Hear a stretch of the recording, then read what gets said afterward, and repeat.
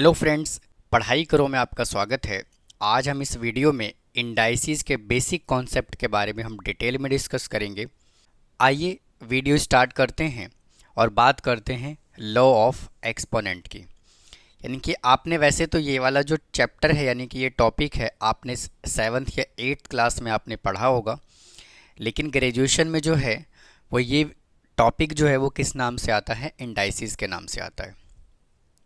तो देखिए, अगर मैं फॉर्मूले की बात करूं तो लॉ ऑफ एक्सपोनेंट से रिलेटेड वीडियो में फॉर्मूला डिस्कस करने वाले हैं। तो आइए समझते हैं। फर्स्ट फॉर्मूला क्या कहता है?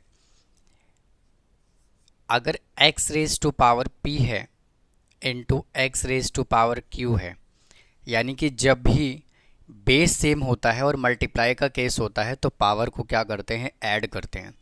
तो इसको हम किस तरह से लिख सकते हैं? x raise to power p plus q।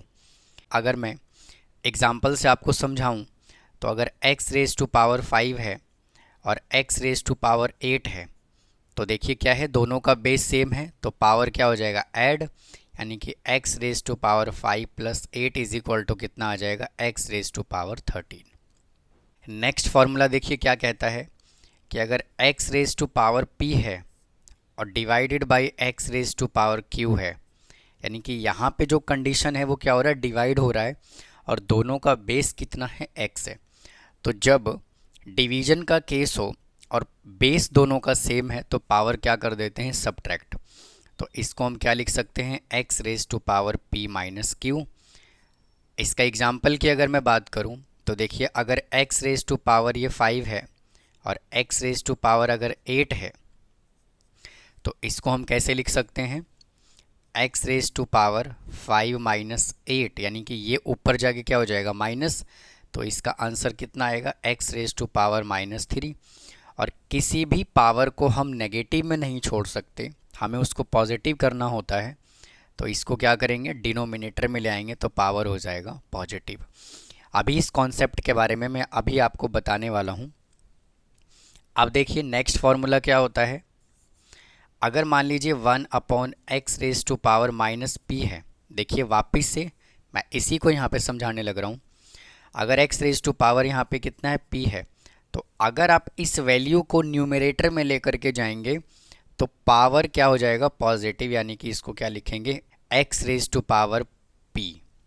यानी कि जब भी कोई वैल्यू डिनोमिनेटर से न्यूमरेटर में लेकर के जाते हैं तो पावर का साइन चेंज होता है, वैल्यू का साइन चेंज नहीं होता। सिमिलरली अगर मैं एग्जाम्पल से समझाने की कोशिश करूं तो देखिए same 1/x raise to power minus 8 है।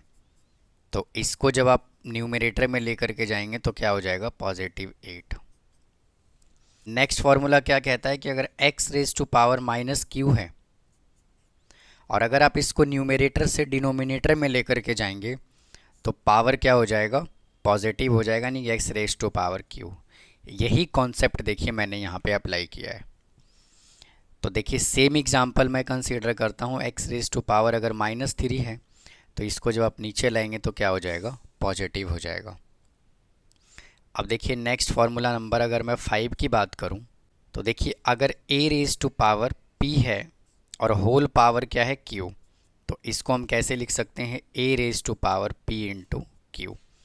तो देखिए एग्जाम्पल की बात करते हैं। अगर मान लीजिए x रेज टू पावर 2 है और होल पावर इसका कितना है? 3, तो इसका आंसर कितना आ जाएगा? x raise to power 6। Sixth फॉर्मूले की अगर मैं बात करूं तो देखिए a into B raise to power क्या है? x है। तो इसको हम क्या लिख सकते हैं? a raise to power x into B raise to power x। अगर मैं एग्जाम्पल की बात करूं तो जैसे मान लीजिए 3 इंटू 2 है और इस पे पावर कितना है? 8। तो हम इसको कैसे लिख सकते हैं?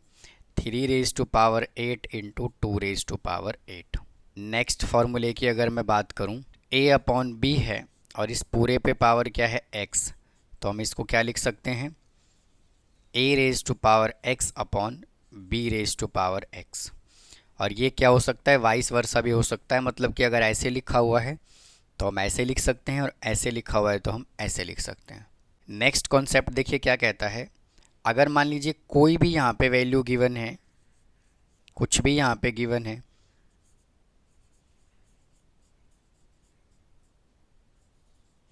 और अगर इसका पावर अगर 0 है तो इसका आंसर हमेशा कितना आता है, 1 आता है। अब आइए और कुछ कॉन्सेप्ट डिस्कस करते हैं।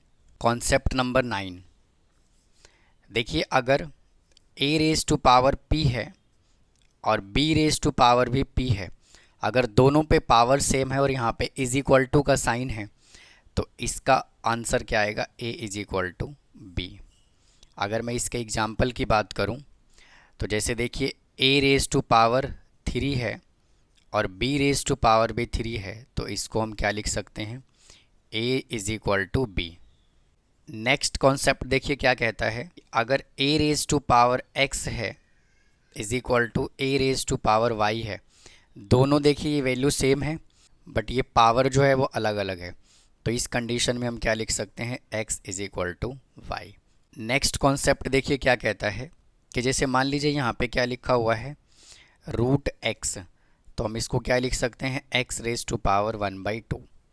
और देखिए अगर यहाँ पे लिखा हुआ है x और ये छोटा सा यहाँ पे 3 लिखा हुआ है जिसको हम क्या बोलते हैं, क्यूब रूट, तो इसका आंसर क्या आ जाएगा, x रेज टू पावर 1/3। जो भी यहाँ पे लिखा होता है वो इसके पावर में आ जाता है। जैसे मान लीजिए यहाँ पे क्या लिखा हुआ है, x यहाँ पे लिखा हुआ और यहाँ पे क्या लिखा हुआ है, q, तो इसको हम क्या लिखेंगे, x raise to power 1/q। Next concept क्या कहता है, कॉन्सेप्ट नंबर कौन सा है ये, 12, कि अगर a रेज टू पावर 2 है इज इक्वल टू b है, तो ये कैसे लिखा जाता है, a इज इक्वल टू, ये जो 2 है ना ये उधर जाके रेसिप्रोकल हो जाता है, यानी कि b रेज टू पावर 1/2। जो भी यहाँ पे वैल्यू लिखा होगा वो इधर क्या आ जाएगा, इसके पावर में 1 के अपॉन में आ जाएगा। जैसे मान लीजिए x raise to power r लिखा हुआ है इज इक्वल टू m, तो इसको हम क्या लिख सकते हैं, x is equal to m raise to power 1/r। तो ये था कुछ बेसिक कॉन्सेप्ट इंडाइसिस के बारे में।